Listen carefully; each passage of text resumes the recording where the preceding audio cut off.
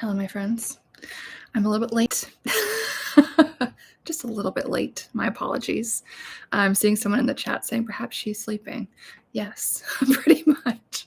So sorry about that, but here we are. So whoever is going to be showing up for the live, which is again a little bit late, hello to you. And for everyone who is going to be watching the replay, which is probably going to be most of you guys, hello to you as well. So thank you so much for sharing part of your day with me, part of your Sunday with me, part of your week, because I know many of you guys watch these on Monday as a little ritual. So I've definitely been getting back into the swing of doing these. It's been a little bit interesting with being so sick over the past few months. So we're slowly figuring out like what is the schedule. So thank you for bearing with me. So today what I want to talk about is the importance of emotional regulation and emotional self-regulation. And this is on my mind for a lot of reasons. One of those reasons is that just existing on the internet, you do see a lot of people who are just lashing out and bullying others and just being crazy kind of for no reason. And so there's that, which I think is very, very common. And also hello to whoever just showed up live. Please say greetings in the chat. I'm always curious who is here. So there's that. And then I've had a few conversations with some of my coaching clients recently around magic and witchcraft and all of this. And how does that relate to this idea of self-mastery, self-regulation, emotional self-control, all of this?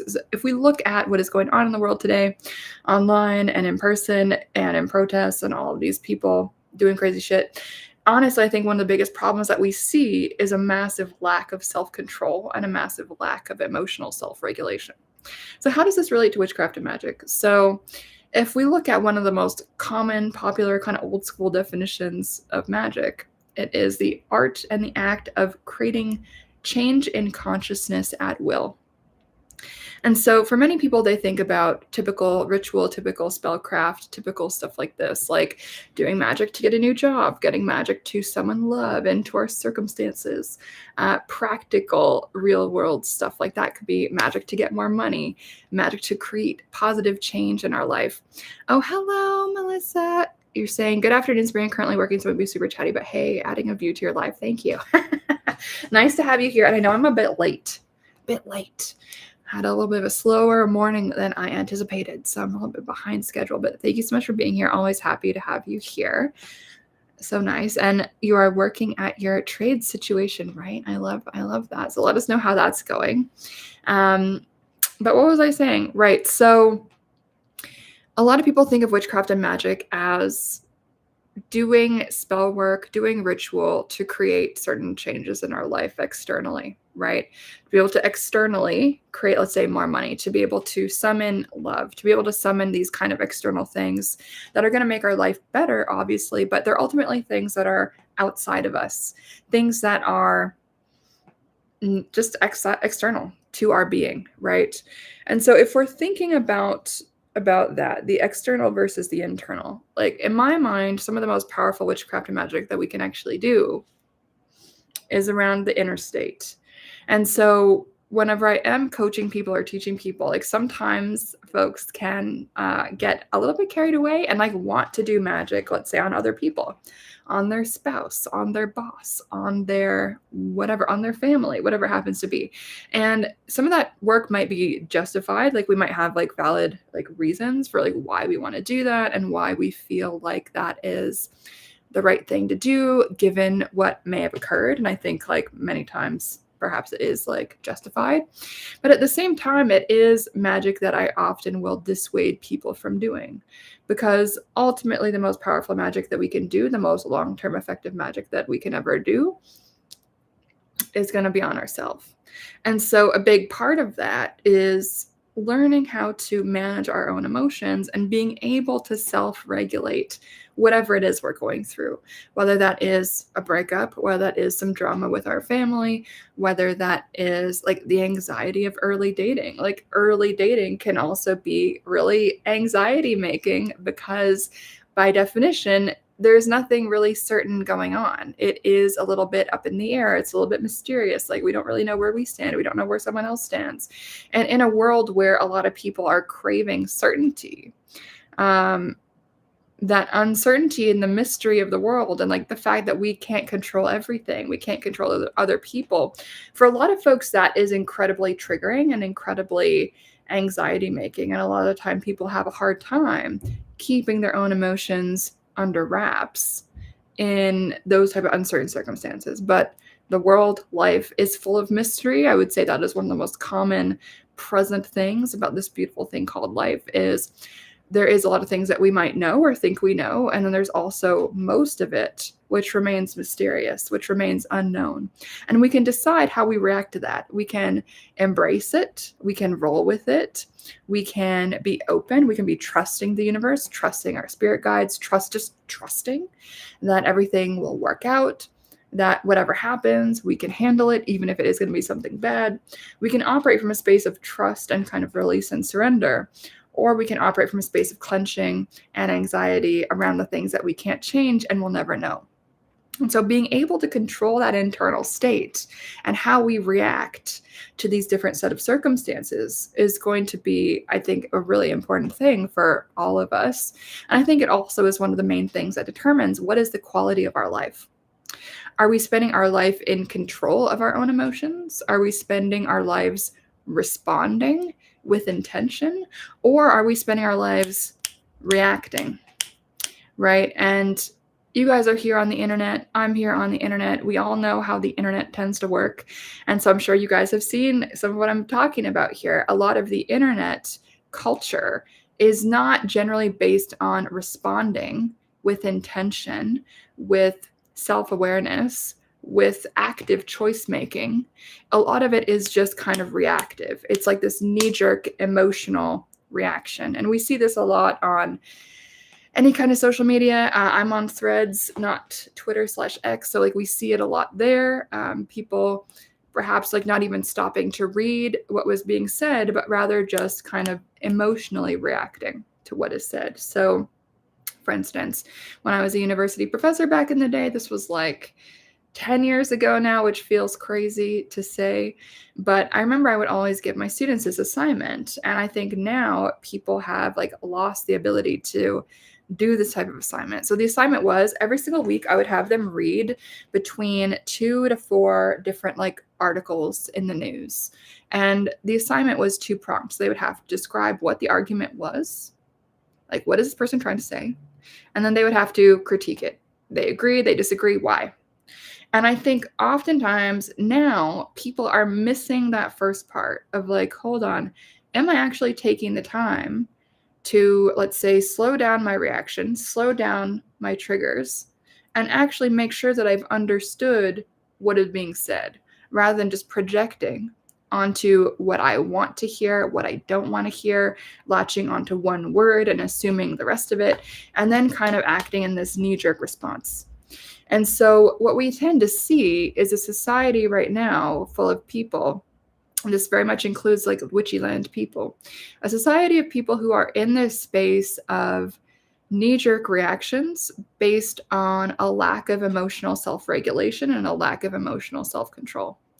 And so as witchy people, as spiritual people, as people who are interested, if you're here, you're probably interested in some way in either magic, tarot, spirituality, trauma healing, living a good life, being emotionally stable. Like if you're interested in all of that stuff, this ability to self-regulate throughout your life and throughout like moments of, let's say, trigger or being activated or being upset by something, like being able to kind of take a step back and watch ourselves responding and reacting, I think is really important. Because what we see is a lot of people who are hijacked basically by this kind of immediate like culture of like knee-jerk reactions, basically. And so when we become basically pawns of our emotions, that is not an adult state of being. That is a very like child-like state of being.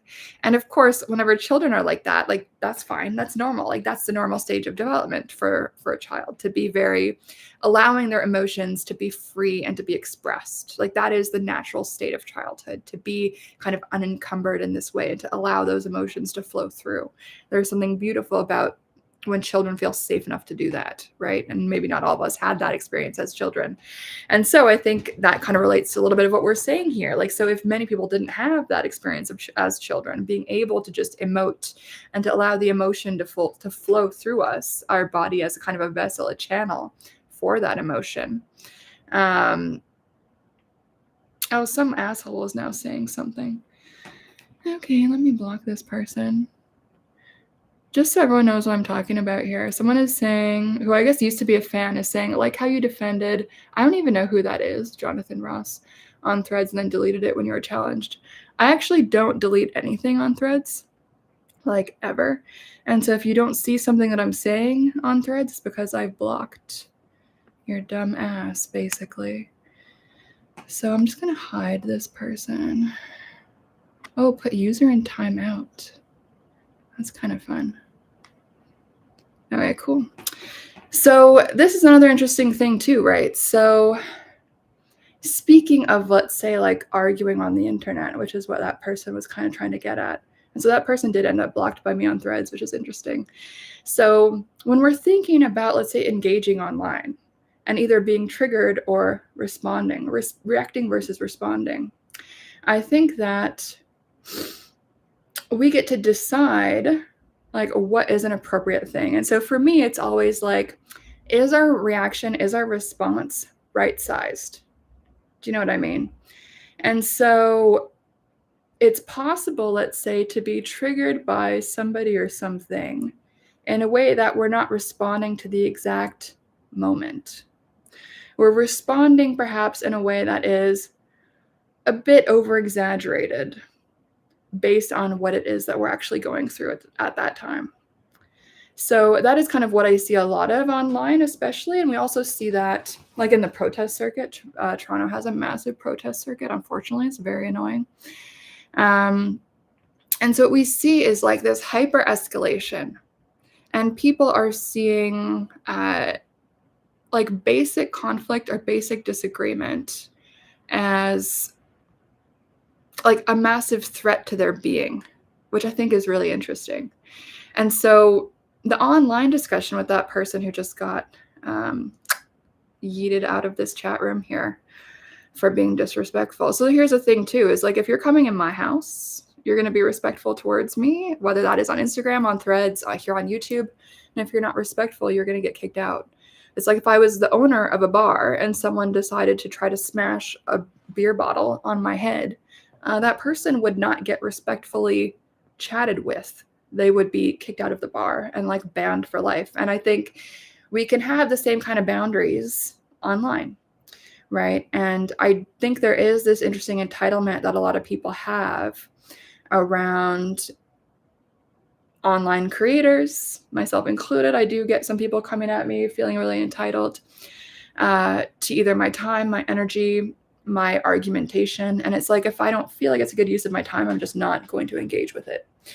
And so you'll notice it's interesting. So this person who just tried to start shit was blocked on Threads after insulting me, as one does, and now is like following me here in order to try to make a point. And so personally, if someone blocked me on their thing, I would not be following them around the internet. Like I think that's kind of like a unhinged, inappropriate thing to do.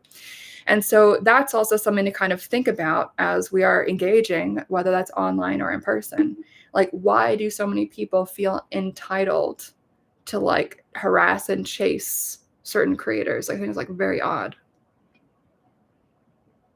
And I think this is true also online. So like, to me, that person's behavior, if we're just going to analyze this for a second and use it as like a nice teaching lesson for everybody, that behavior of this person who just tried to start shit, there is an entitlement and there's like a lack of a life. It's like, why? It's like, if I've yeeted you from my existence, you've insulted me, I've said, okay, bye.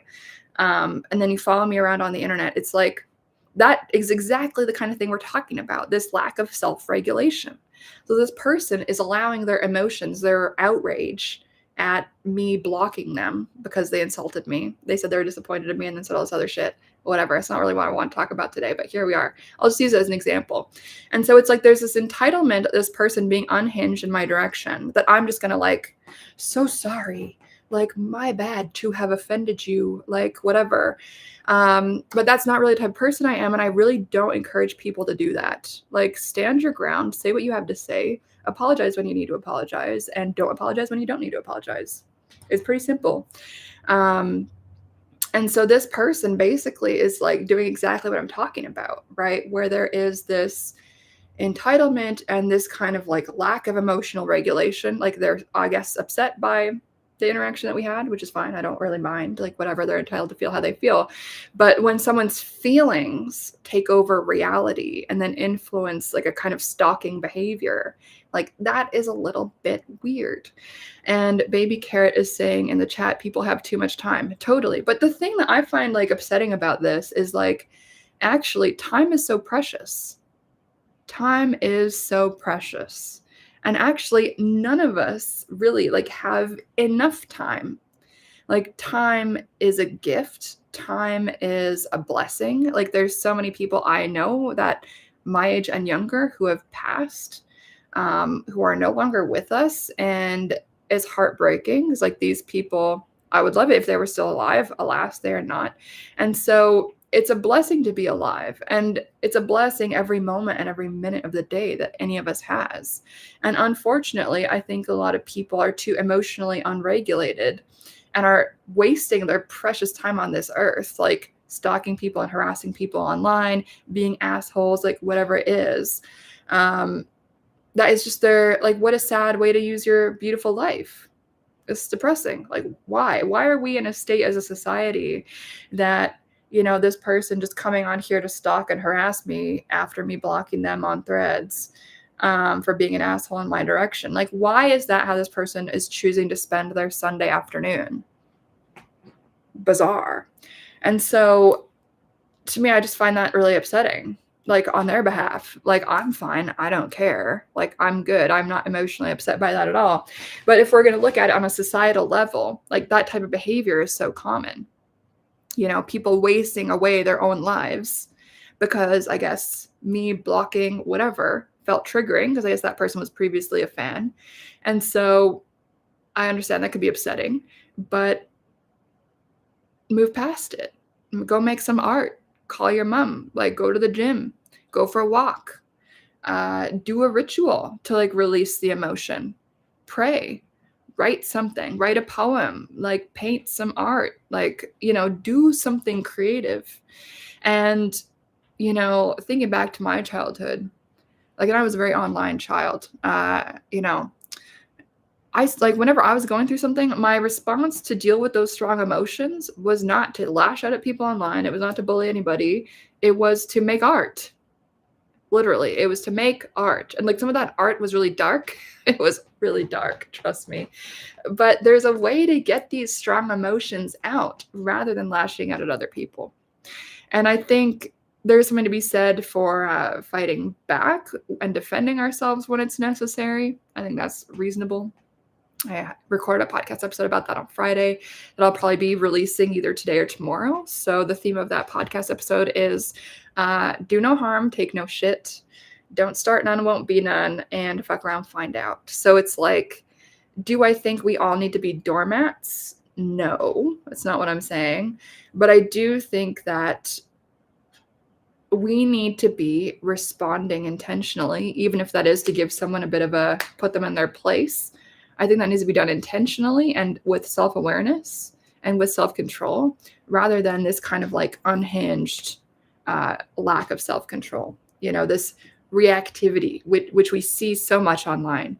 And on one hand, online is amazing. That's how I'm connecting with all of you. That's how I'm connecting with all my clients. That's how I've shared my story of healing and my thoughts on witchcraft and magic over the past like 10 plus years. So I think there is something really amazing about online. Like I've met so many amazing friends from engaging in various online communities and courses and stuff like that. And it's like, I hope I'll be friends with these people forever. Like they're such amazing people. And so many of my clients are so amazing. And so many of the people I've met through online are amazing. And so it's not that online is bad. It's like, how are you using it? How are you working with this tool? Are you using it to educate yourself, to gain more knowledge, to express yourself, express your own ideas? Or are you using your experience online to like troll people and talk shit? Like, what are we doing here? And I think it just bugs me, like, when we see so many people who are not regulated. And it's like, if we're all in the witchcraft space or the magic space or the spirituality space, like, to be honest, like, we should all be a lot more regulated emotionally and have more emotional self-control than many people seem to have. And it's not fake news that there's like a lot of witch wars online and all of that. Like, there's a ton of them, and that's not anything new. But ideally, it's like, I perhaps want to hold witchy people to a little bit higher of a standard than the normal type of person. Because witchcraft is supposed to be about controlling consciousness at will, right? And controlling our emotions, being able to self regulate, being able to go from freaked out and anxious and upset to calm if we want to, which doesn't mean that we're spiritually bypassing or pushing our emotions under the rug, but it means that we have got the skills with energy work, with spirituality, with all these different things, with magic, etc., to downregulate, to self-regulate. And that, again, is skill building.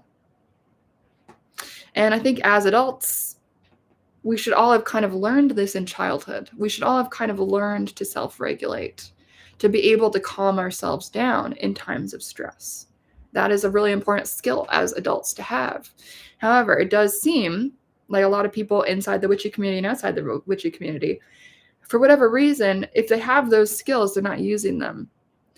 And if they never got them, they're not really seeking them out. And we can kind of see this in how people are interacting with one another. And like, yeah, I'm not above clapping back. I'll totally clap back on occasion if I feel like it's a justified thing and I want to make an example out of a situation. So I think there is a point where, like, we want to be self-regulated, but we don't want to be so down-regulated to the extent that we don't react when it's important to react. And so, as I was saying earlier, a lot of what's important to me with this is making sure it's all right-sized. Right. And so one thing I end up going over with a lot of my clients is this issue of anger. And so a lot of people in the population that I've worked with over the last 5 or so years have been in like unpleasant relationships, unpleasant love relationships, abusive relationships. And when those relationships end, often I will kind of like talk through it to the extent that my clients are finally able to notice and to feel and to welcome in the sensation of anger. And in these contexts, feeling that anger is actually a really good sign, because anger is associated with what? The solar plexus. So as you guys can't really see, solar plexus, which of course associated with yellow, one of my favorite colors. Individuation, will, individuality, right? And so when we're starting to feel anger after, let's say, a breakup, that probably means that we're finally beginning to connect more with our self-worth and realizing, oh, maybe I wasn't treated that well in that situation. And even if it's a delayed reaction, it's still an appropriate reaction. There's many cases where being angry at somebody is the appropriate reaction. So what I'm saying here is not that we should never feel anything and we should just always be like zen and chill and non-reactive. What I'm saying is, a lot of what I'm seeing these days is people who are like reacting in all kind of weird ways that is not that grounded in the reality of the situation, if you know what I mean. And like, as someone with an abuse history who has healed like some crazy shit that I'm not going to get into right now, it's always really interesting to me, like the tiniest little things that people seem to get triggered about. 'Cause it's like, if people are so upset about like these tiny little things, it's like, your life is pretty good. Like, you don't got anything to complain about if like your biggest problem is like, this tiny little thing that now you're wigging out about. And so I think there is an importance of having this perspective, like being able to look at ourselves and our reactions in our lives kind of from a bird's eye view, and really checking ourselves before we wreck ourselves and saying like, okay, is this appropriate? Am I overreacting? If I am overreacting, why is that happening? Am I triggered by ABC because that reminds me of something that happened to me in childhood or in the past or in another relationship? It's really important to have this self-awareness because we all are going to have triggers, some of us more than others. And there's nothing necessarily bad or wrong about that. I think a trigger is just a gift because it tells us where we are still wounded and where we still have some healing work to be doing. And how good to know that, because then we can work on it. But unfortunately, I think a lot of people, even in adulthood, like choose not to work on it, choose not to work on this like self-regulation. And I think it's also really important as adults to know like what is ours and what is not ours, right? So especially let's say in a dating context, right? So I'm trying to think of a good example here, but it could be something like, you know, one partner is, let's say, securely attached, the other partner is maybe anxiously attached. And so sometimes anxiously attached people can be like, bless them, like honestly, I have no shade, but like at their worst can sometimes be this like bottomless pit where it's like nothing is going to soothe them, right? It's like someone could be so reassuring, and yet they're still anxious, which I think shows that self-regulation needs to be an inside job. We can't only rely on other people for that, right? So in that situation, the anxiously attached person would kind of have to sit with themselves and chat with their partner and be like, I'm not blaming you for my reactions. Let's say the other partner was doing everything like excellent, open communicator, very affectionate. There's no like reason for the person to be upset. There would have to be, let's say, a responsibility taking from the anxious person being like, hey, this is my stuff. I fully know this is my stuff. You're not doing anything wrong, but because I have blah, blah, blah, blah, blah, whatever the story is, like I need a little bit more ABC, or I need whatever it is. And so there's I'll give an example of like one way to work through this that I shared with one of my clients around this. So it was, let's say, to help that anxiously attached person deal with that space or the perception of space or the experience of things being up in the air even when they weren't. It's like have the other partner write a letter of like, here's all the amazing things I love about you, here's all the amazing things about our relationship that are fantastic. So the anxiously attached person, let's say, can read that whenever they want to or need to in order to help them regulate. And so I think this is a really important just example of being able to collaborate, let's say in relationship, to know what is mine, to know what is yours, and to be able to kind of work together in a way where we can kind of co-regulate, right? And so where I see this sometimes go wrong in relationships is when people will just kind of blame their reactions all the time on others. And the reactions are like extremely heightened, let's say.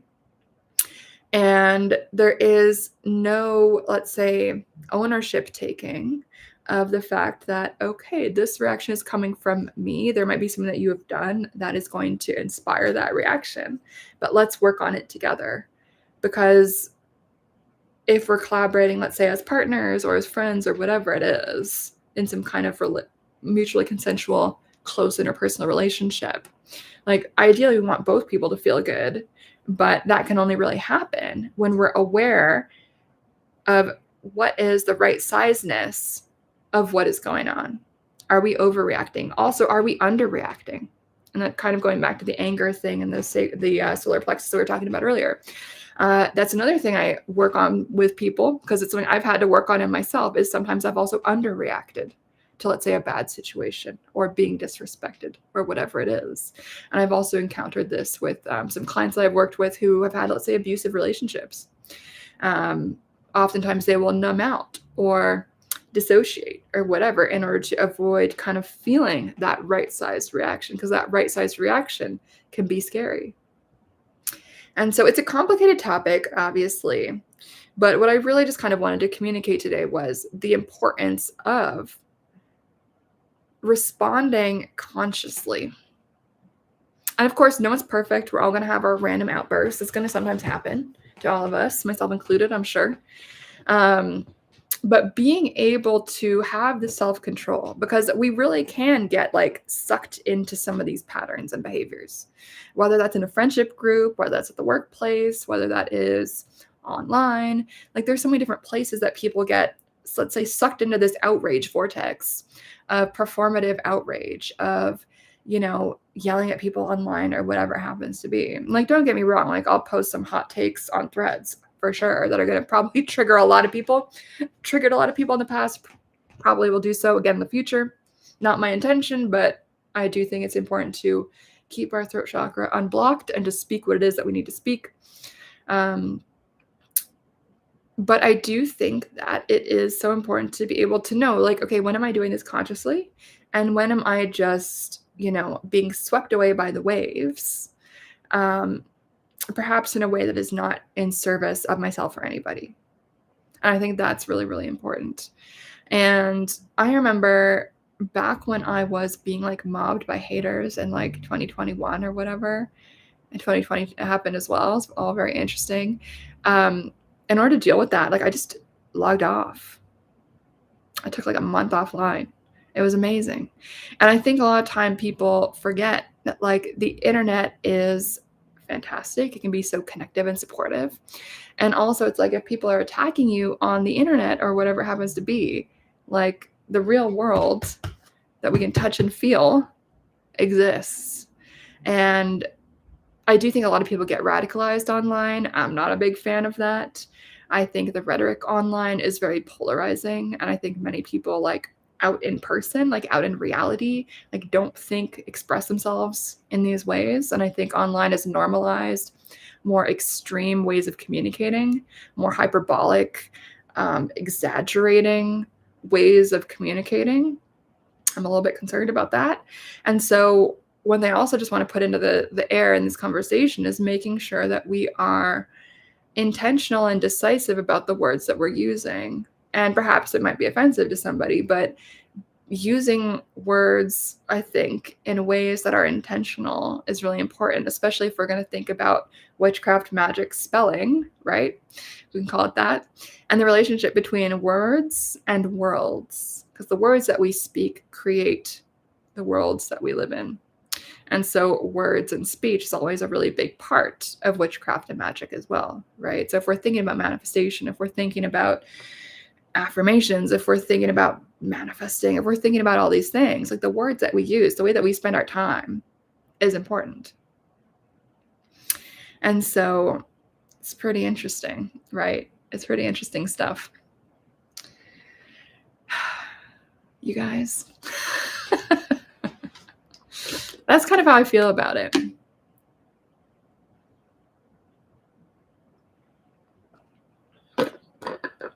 And I'm not saying don't argue with people.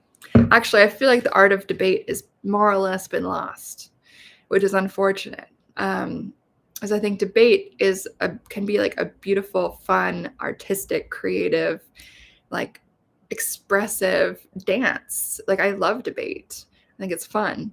But unfortunately, most people don't really know how to debate anymore. They just call you names and like call you evil and then call it a day. And I think that's interesting. And I think thinking back as well to all of those kind of attempted cancellations that happened in my direction like 5 or 6 years ago, it inspired me to kind of create rules of engagement for myself. And oh, thank you, Joe. Joe says you're glowing today. Thank you. It is the natural light outside my window. We'll just call it that. But one of my rules of engagement when I was kind of thinking through all of this stuff, because I was like, I don't want to just like not be online at all, but how do I decide if I want to engage with someone? And one of my rules is like if someone comes right off the bat insulting me or denigrating me in some way, I'm not going to talk to them. It's kind of as simple as that. And some people, like that person who came on earlier, might position that as a cop-out or running away or whatever. But it's like life is too short to talk to people who don't respect you. And so I'm happy to debate anyone of any opinion. But if they're kind of coming to me from a place of disrespect and insulting me, what is the point?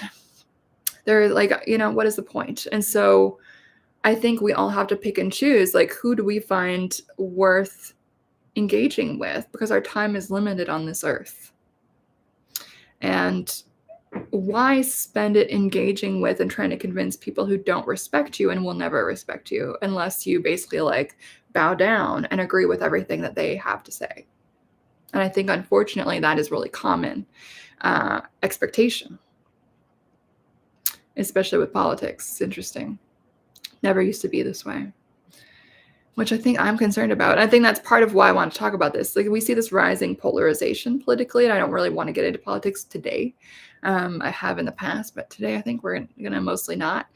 But I think it is important to be able to downregulate, because then we can also temper our own impulse to, not to be extreme per se, but to kind of engage in that hyperbole as our norm. And I think it can be fun and like rhetorical to engage in hyperbole sometimes, like for effect and like as a rhetorical device. And if we do it intentionally and selectively, like I think that's one thing. But if we are always doing that as our baseline, then we've kind of forgotten like how to engage as human beings. Like we've forgotten to check in with ourselves and say, okay, how am I feeling? Rather than just allowing ourselves to be flooded with crazy emotions, and then to like allow those emotions to take us on a journey, rather than we get to decide where we are steering our chariot, which I think is a healthier way to do things. Like we should be deciding where it is we're steering our own ship. Otherwise, we're just going to end up somewhere random, and it's going to be 10 years later, and you'll have accomplished nothing and be nobody. And so I think it's just important, y'all. I think it just disturbs me, the amount of grown adults acting psychotic on the internet. And it's like, these people raise children, they vote, they teach. Like, what is going on? It's very bizarre. And so if I can encourage folks to be more self-aware, self-regulating, I think that's really important. And we can do this in a lot of different ways. We can do this through magical energy work. Take a moment to ground, to center, to shake off our emotions. We can express them through writing. We can do a voice note. We can make art. We can go to the gym, shake it out, and then look at it with a bit more emotional sobriety and probably make better decisions. And so it is interesting. And I think a lot of people are addicted to the fight. A lot of people are addicted to the drama. And if you're addicted to drama, I would really highly recommend looking at that in yourself, as that is something to heal 100%. Addiction to drama never got anyone anywhere good. I'll say that. And so we see a lot of people addicted to the fight, addicted to the drama. And like that to me is not a healthy way to live. It's not a growth-oriented way to live. That keeps you in the muck. It really does. And yeah, I think a lot of people don't know how to exist without that. So they create shit. And I think also online discourse tends to be this socially, especially around politics, it tends to be this like socially sanctioned way to let out and express that bully instinct, I think, for a lot of people who go and start drama with others. And so I will never start drama, but like I will finish the drama. That's kind of how I see it. Whether that is through just blocking 10 people, or whether that's through being very decisive around what I'm choosing to say to somebody. Because sometimes people need to be told. That's another thing, which is interesting. So that's my thoughts for today, my friends. Hello to everyone who is viewing. I'm sorry I'm late, but I'm glad at least some of y'all are here. If anyone has any thoughts on this topic, feel free to put it in the chat. I know Melissa's working, and probably some other people are just like having this on in the background.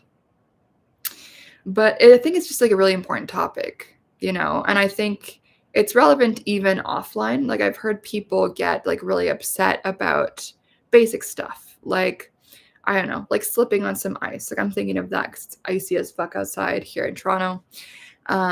Or I don't know, you go to the store for this one thing and they're out of the thing that you want to get. Like at the end of the day, like who cares? Like it's fine. No one died. You're okay. Like get something else at the store. Like, you know, put some like, I don't know, something on your knee to make it feel better. Take an Advil and like you'll be fine. And so it's like people often like also overreact to these little things. And often these little things are just an excuse or permission to like unleash whatever is like trapped underneath.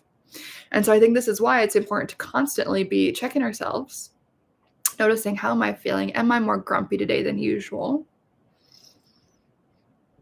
And if so, like, how are we going to choose to like get that out of our system? Is that going to be an energetic release through some kind of magic? Is it going to be going for a jog? Is it going to be going to the gym? Is it going to be making art? Because if we don't discharge that energy consciously on a regular basis, chances are someone is going to end up in our firing range that doesn't deserve it. And that's, I think, an important thing for everyone to be aware of. Does anyone have any thoughts? I might end it pretty soon if there's no more thoughts and feelings about this topic. It's kind of funny to have that little hater on earlier. Gotta love it. And so if anyone is thinking about being a person on the internet, there is going to be haters. And that is also something to basically ignore. Because I remember when I first started getting kind of mobbed by people, it actually really did upset me, like a lot. And now I just don't care. It took me a long time to get to this place of not caring. So it's like the people who do this stuff, it's like, they haven't bought my shit. They're not really, that invested. I don't know them personally. They don't really know me. And it's like, it doesn't matter. It does not matter. And I think a lot of time people will give a lot of weight to things that don't matter. And so you get to decide for yourself what matters.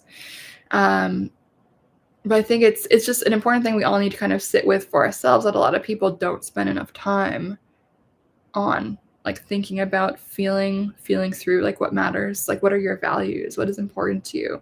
Is it creativity? Is it making art? Is it your family?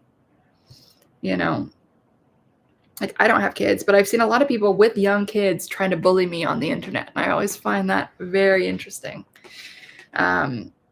Weird. So anyway, self-regulation, you guys, it's a skill that will serve you in life, in relationships, and it's something that magic and witchcraft and spirituality and energy work can help us do as well. And if we are thinking about energy work, spirituality, witchcraft, and magic, being able to self-regulate is so fucking important to what we do. And magic gives us the skills, if we choose to embrace those skills, to self-regulate whatever it is we're going through. And to be able to, like, really question, okay, what is this emotion about? What is this emotion showing me, revealing to me, teaching me about my experience right now? Why am I so upset about what this person has said? It's important to be able to ask ourselves that. And I really think that no one can really make us feel any kind of way without our permission. I know that's maybe controversial, but I'll give you guys a silly example to kind of finish this off. So I remember this was like maybe 2022. I was at a concert and I was on my way home from the concert. I was waiting on the corner of the street for the streetcar in the middle of a big city. And this dude like drove by in a car and like stopped, and he like kind of ushered me over and he like tried to talk to me. I was like, okay, what do you want, dude? As I was thinking, like, I don't know, maybe he wants directions or whatever. And he was like, you're so ugly. And then he laughed. And like, I was just like, okay. And so at that point, like 10 years ago, me would have been like so upset. Like I would have like lost it. Like maybe not lost it, but I would have been like really hurt by that. But 2022 me, it like didn't register. Like I didn't even feel anything. I wasn't upset. I wasn't mad. I wasn't anything. And the reason for that was because like my self-esteem, my self-worth, my confidence in how I look, how I am, just my whole existence was so high that some random nobody that I don't know randomly insulting me on the street corner doesn't bother me, because I don't know or respect this person. And if they're going to behave that way, they're probably a loser. And so the point I'm trying to make here is, if we're insulted, we can choose how we react. And how we react is usually a reflection of how we feel about ourselves. When I was a bit more like wobbly in my self-esteem, like that would have totally messed up my entire week. But back in 2022, like I was totally like, it was like a non-event. And the only reason I even remembered it was like, I need to talk about this because this is an interesting kind of like example of non-reactivity and like emotional self-regulation, but also just what happens when our self-esteem and our self-worth and our self-love hits a certain point. Like we kind of become like unmovable, right? And so if we're going to put so much stock in what some random idiot says, like why? Why do that? You know, it doesn't make sense. And so I think it's a really great example because I do see a lot of people being deeply hurt by what like random idiots will say about them. And I think the solution to that is to get stronger in ourself, right? To be able to elevate our sense of self, to be able to regulate, let's say, our response. And even if you do have a response to something like that, it's like, okay, let's examine like, why does that hurt? Is it because you're afraid it's true? Or are you on a values level, like really upset with the audacity and like the principle of how weird that is? Like what about it is bothersome? What about it elicits a response? But for me, like that actually didn't elicit a response. Like I was kind of just like, okay, whatever. Because, you know, that's kind of what happens like when your self-esteem is at a certain point. And I just want to leave everyone with that, right? Because it's like how we respond to certain things, it says, I think, something about where our own emotional regulation is. And, you know, how we choose to respond. Some people are going to choose to de-escalate. And I think that's a legit choice. And I think other people are going to clap back. And it's like, could I have clapped back at that moment? And would that have been justified? I think it would have been. I think it would have been probably pretty funny if I could have thought on my feet fast enough to have something to say. At the time I didn't because I was so surprised. And so we all get to decide like what is our engagement with our emotions? How are we going to funnel them into doing this or doing that? Because emotion is energy. And when we're thinking about witchcraft and magic, what are we really doing? We are directing our energy towards something, right? And so even outside of the ritual space in day-to-day life, what we're spending our energy on, there is, I think, something going on there. Right? We get to decide where does our energy go, right? And so what I'm trying to bring us back to here in this moment is conscious decision-making about where our energy goes. And I think if you really want to clap back at someone, I have no beef with that, to be honest. I think that can be totally fine, but it should be a conscious decision to do that. That should ideally be justified.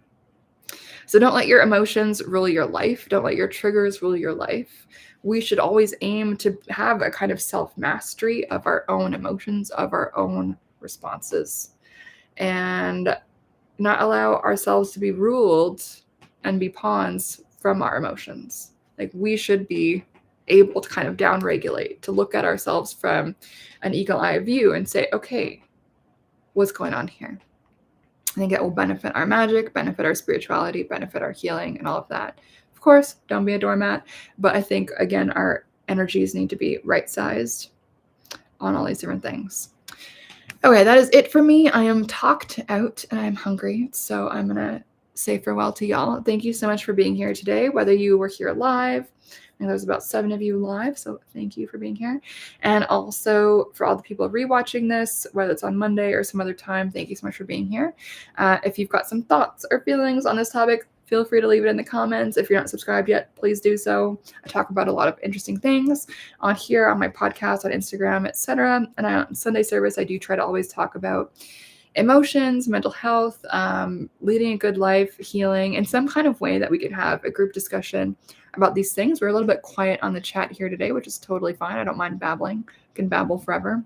But we're going to leave it at that for now, and I'll catch you guys on the flip side. I am still doing year ahead tarot readings, so if that is something you're interested in, go on over to sabrinamscott.com and click tarot. There'll be a section on that, so you can book a normal tarot reading or a year ahead 2026 tarot reading. And of course, I'm also offering coaching services, and now finally I have a coaching part on my website. So hopefully you guys will have your questions answered there, just in the navigation. Check it out. And with that, I will bid you all farewell. Much love. Take care. Bye.